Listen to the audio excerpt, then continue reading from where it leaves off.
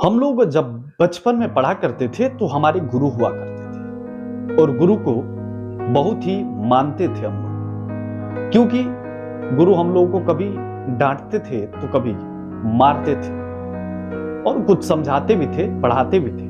उन्हें ही गुरु हम लोग कहते थे। लेकिन वही गुरु आज के दौर में और वही शिष्य आज के दौर में, इस कलयुग की बात मैं कर रहा हूं। मैं भी कलयुग में ही पढ़ा हूं, लेकिन अब की बात मैं कर रहा हूं। आज के बच्चे अगर कोई गुरु कोई काम के लिए मना करता है तो वो शिष्य नहीं मानते हैं, उल्टा गुरु को ही मारने पड़ जाते हैं। अब समझिए, एक शिष्य गुरु को ही मारने पड़ जाता है।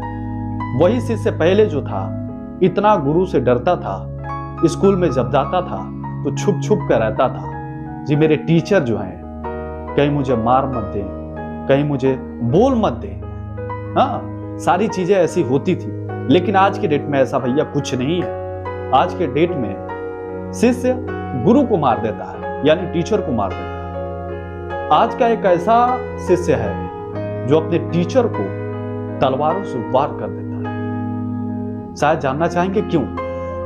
अगर जानना चाहेंगे तो आप पूरी तरह सचेत हो जाएंगे। लेकिन इस वारदात को बताने से पहले हम अपने नए दर्शकों को परिचय दे दें। अब नमस्कार, मैं हूं आपके साथ अमित कुमार।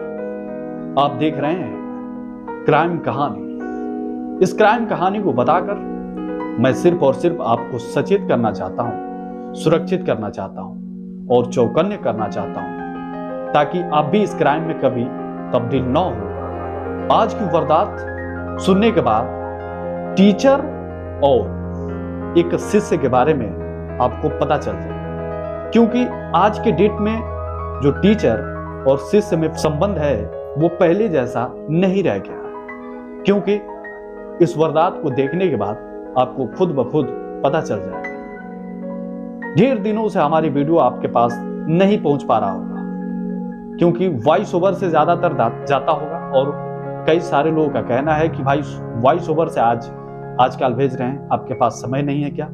क्योंकि देखिए, समय का बहुत ही मायने रखता है और समय हमारे पास बहुत ही कम है। इसलिए जब कम रहता है तो वॉइस ओवर से आपके पास वारदात, क्राइम जानकारियां भेजते रहते हैं। इससे आप सचेत रहते हैं, सुरक्षित रहते हैं, चौकन्ने रहते हैं। तो चलिए आज की वारदात पहले शुरू कर देते हैं और बता ही देते हैं आपको टीचर और शिष्य का मामला ऐसे क्यों हो गया, क्या हो गया कि एक टीचर के ऊपर शिष्य तलवारों से वार कर देता है, वो भी अकेले में देखकर टीचर।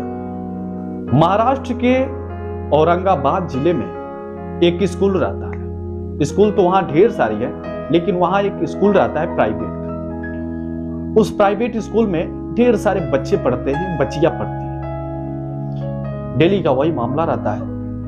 लेकिन एक दिन होता यह है कि एक लड़का आता है, रोड पे खड़ा हो जाता है। जब बच्चियों की छुट्टी होती है तो उन बच्चियों को हंसी मजाक करने के लिए एक दोपहिया वाहन लेकर आता है, दोपहिया गाड़ी लेकर रोड पे खड़ा हो जाता है और उन बच्चियों से टिबोली बोलने लगता है, टिप्पणी करने लगता है। उस टीचर को अच्छा नहीं लगता है, हालांकि उसी टीचर का वो पढ़ाया हुआ लड़का रहता है। फिर कई दिनों तक ऐसे टीचर देखता है। फिर एक दिन बच्चे को कहता है, बाबू ये अच्छा नहीं कर रहे हो तुम। फिर वो बच्चा नाराज हो जाता है। फिर दूसरे दिन भी वही करता है। जब बच्चियों की छुट्टी होती है तो ऐसे ही बच्चा जो है रोड पे खड़ा होकर बच्चियों के साथ टिबोली मारता है और टिप्पणी करता है। जैसे आजकल के बच्चे दोपहिए वाहन लेकर बच्चियों के पीछे पड़ जाते हैं। जब स्कूल की छुट्टी होती है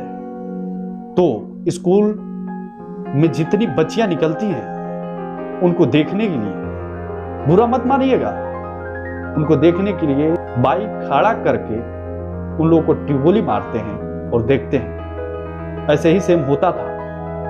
तो टीचर एक दिन होता यह है कि टीचर नाराज हो जाता है उस बच्चे से और उसके पिता के पास जाकर यह शिकायत देता है कि आपका बच्चा जो है बिगड़ गया है। आपका बच्चा जो है, जब बच्चियां निकलती हैं स्कूल से, जब छुट्टी होती है तो वो जाकर वहां टिप्पणी लड़कियों के साथ करता है लड़कियों को एक अभद्र भाषा का प्रयोग करता है।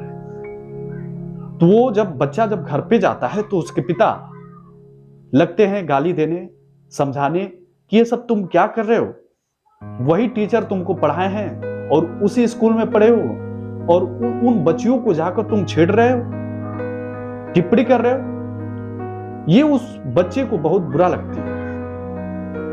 अब बुरा इसलिए लगती है कि वो टीचर जाकर उसके पिता को बताता है और पिता उस बच्चे को गरमाते हैं और उसे गाली देते हैं कि तुम ऐसा काम मत करो।